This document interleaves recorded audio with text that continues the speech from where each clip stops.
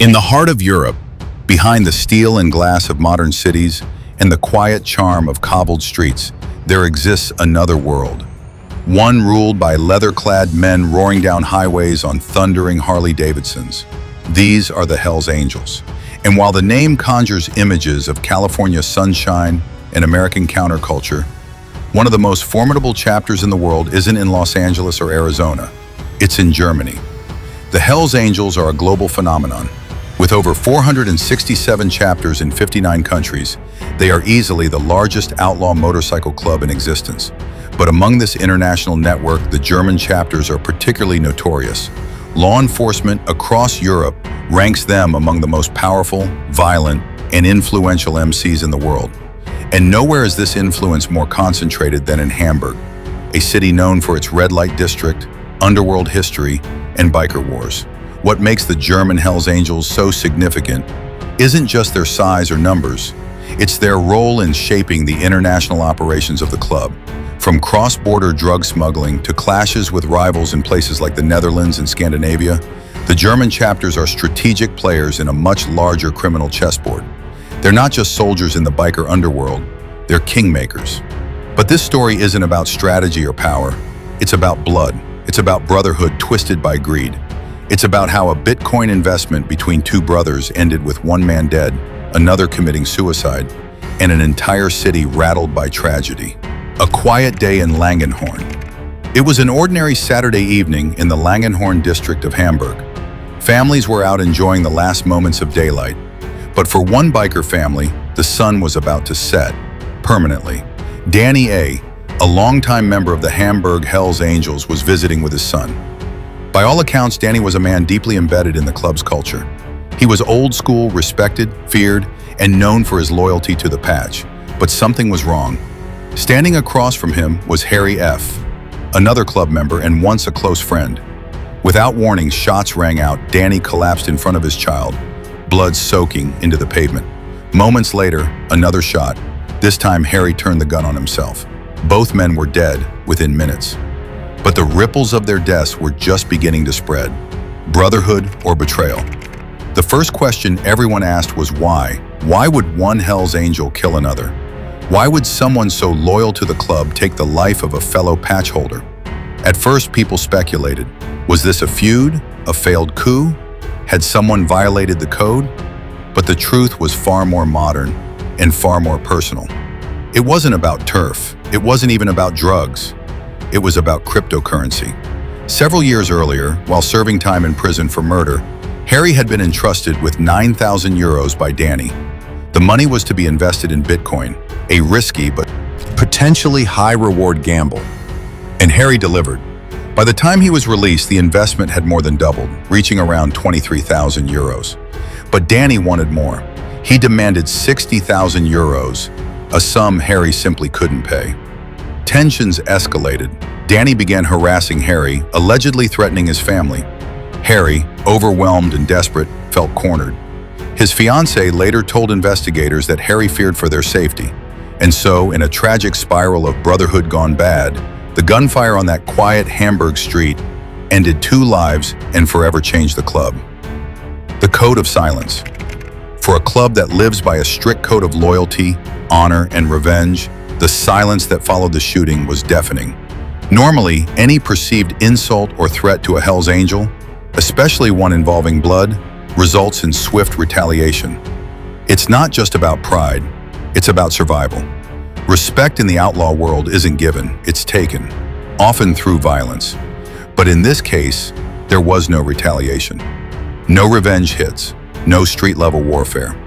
Because this wasn't about rivals, it wasn't about territory, it was about 2 men, once bonded by their club, torn apart by money, pride, and paranoia. The club, for once, stayed quiet, mourning rather than fighting. But while this shooting was personal, Hamburg has a long and bloody history of biker wars that is anything but. Flashbacks of violence. To understand how explosive the biker scene in Hamburg can be, you have to look back. In 2016, the city was rocked by the attempted assassination of Erich R., a member of the Mongols motorcycle club. He and his girlfriend were ambushed in their apartment and shot in what many believe to be a hit ordered by the Hells Angels. It was payback in a long-running feud. Then came 2018. Darius F., a powerful underworld figure and associate of the Mongols, was shot while driving his Bentley past the city's military stadium. He survived, but barely. The bullet wounds were deep, and so were the grudges. Police investigations later linked the shooting to Arash R., who had apparently gone rogue. Expelled from the Mongols and desperate to reclaim his honor, Arash took matters into his own hands. He was arrested and sentenced to life in prison in 2021. Revenge is a recurring theme in this world. Betrayals aren't forgiven, insults aren't forgotten, and violence is often the final word in every argument.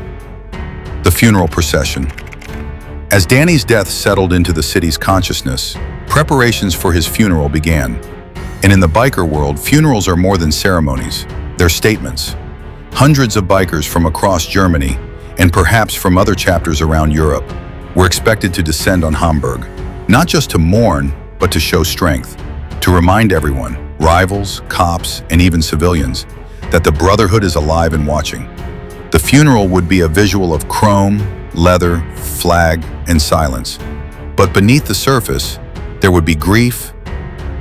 The club had lost one of its own, and not in a blaze of outlaw glory, but in a moment of personal weakness. To outsiders, the funeral might seem like an odd spectacle, but for the Angels, it's sacred, it's family. The path to the patch. So what drives someone to join this world? Becoming a Hells Angel isn't easy. It's not like joining a gym or buying a membership card. It's a process. Long, grueling, and intentionally brutal. First, there's the hang-around phase. A man gets to spend time with the club, usually invited to events or meetings, watching and being watched. If he fits, he becomes an associate. After a year or two, if he proves himself, he's promoted to a prospect. This stage is where the real test begins. Prospects run errands, they prove loyalty, they obey without question. They ride thousands of kilometers each year, on American bikes only, and must demonstrate unwavering commitment. Eventually, if a prospect wins the respect of every full member, he's voted in. One no vote, and the process starts over.